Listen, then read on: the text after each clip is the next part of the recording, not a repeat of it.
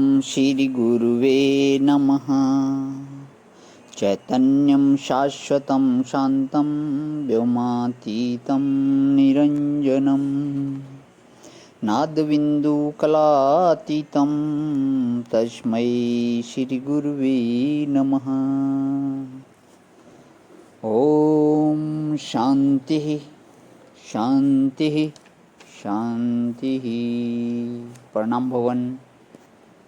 श्वेता क्षेत्रोपनिषद स्वामी श्री खंडानंद सरस्वती जी महाराज का दिव्य ग्रंथ, जिसमें भगवान हमारा 34वां प्रवचन अध्याय तीसरे का मंत्र नंबर 11 और 12 की व्याख्या, परमात्मा का सविशेष स्वरूप नाम है अध्याय का, पेज नंबर 460 से आगे लेते हुए तो एक सगुण मार्ग की भी बात आपको सुनाता हूँ।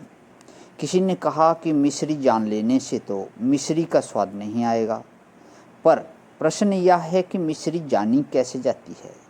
क्या आँख से मिश्री का ज्ञान होता है? नहीं, आँख से मिश्री का ज्ञान नहीं होता है। भला हमारे तो कई बार ऐसी भूल हो गई कि दाल चावल में डालना था नमक और पड़ गई उसके बदले मिश्री। मिश्री पड़ गई तो पहचानने में भूल हुई ना। क्यों? क्योंकि आँख जो है वह मिश्री और नमक के भेद को नहीं पहचान सकी। अगर ये दोनों चीज़ें जीभ पर डाली जाएं तो जीभ पहचान लेगी कि नहीं? मिश्री पहचानने की इंद्रिय आँख नहीं है, मिश्री पहचानने की इंद्रिय जीभ है। जीभ से मिश्री पहचान लो तो स्वाद मिलेगा, और आँख से मिश्री पहचानोगे तो स्वाद नहीं मिलेगा। ऐसे ही भक्ति युक्त वृत्ति से यदि सगुण ईश्वर को पहचानोगे तो स्वाद मिलेगा, और राग द्वेष रहित समवृत्ति से परमात्मा को पहचानो तो वह तुम्हारी आत्मा के रूप में अभिन्न ही मिलेगा। वह तो पहचानने का जो ढंग है, उस ढंग से जब पहचानोगे, उस इंद्रिय से जब पहचानोगे, तब पहचानते ही वह चीज़, वह स्वाद, वह वस्तु मिल जाएगी। जो लोग महाराज मूल वस्तु मौलिक नहीं, मूल वस्तु बुनियादी नहीं, सबकी बुनियाद को जानता है, वे इस निर्गुण मार्ग में आते हैं। किसी को धर्म सीखना हो तो मनुस्मृति में सीखना कि हाथ कैसे धोना, पाँव कैसे धोना, संध्या वंदन कैसे करना, दान कब करना, कैसे करना, यह मनुस्मृति में सीखने की चीज़ है। उपासना कैसे करना, यह पंचरात्रि आदि ग्रंथों से सीख लेना।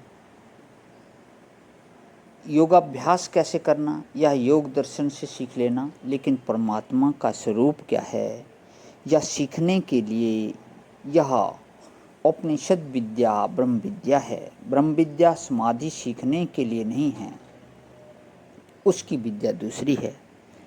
जब उसका प्रसंग आता है तब वह सुनाते हैं। पंचरात्र उपासना सीखने की विद्या है, मनुस्मृति धर्म सीखने की विद्या है। अब आओ परमात्मा का स्वरूप क्या है, यह इससे सीखें। तो अगला मंत्र प्रारंभ होता है, सर्वान न शिरोग्रीवाः। सब उनका मुख है, सब उनका सिर है, सब उनकी ग्रीवा है, और सबके मुख और सबके सिर और सबकी ग्रीवा उनका मुख, सिर और ग्रीवा है।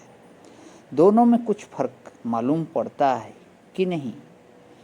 पहली बोलने की शैली और दूसरी बोलने की शैली में कुछ फर्क मालूम पड़ता है कि नहीं? सब उनका मुख है, सब उनका सिर है, और सब उनकी ग्रीवा है। सबके मुख, सबके सिर, सबकी ग्रीवा उनका मुख, सिर और ग्रीवा है। इसका अर्थ है मुख से भोग शक्ति प्रकट होती है, और सिर से ज्ञान शक्ति प्रकट होती है, और ग्रीवा से आधार शक्ति प्रकट होती है। ग्रीवा माने गर्दन, जो सिर को ऊपर उठाए रहे उसका नाम ग्रीवा। सुग्रीव जी की ग्रीवा बहुत सुंदर थी, इसलिए उनका नाम सुग्रीव था। संस्कृत में सुष्ठु, सुष्ठु माने बहुत सुंदर, बहुत सुंदर।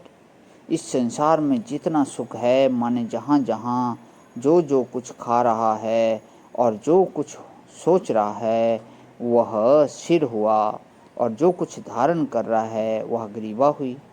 यह सब धारण शक्ति और सब ज्ञान शक्ति और सब भोग शक्ति वही परमात्मा है। कोई जीव सोचता हो कि भोग शक्ति हमारी, ज्ञान शक्ति हमारी, आधार शक्ति हमारी, तो यह उसका सोचना बिल्कुल जड़ है।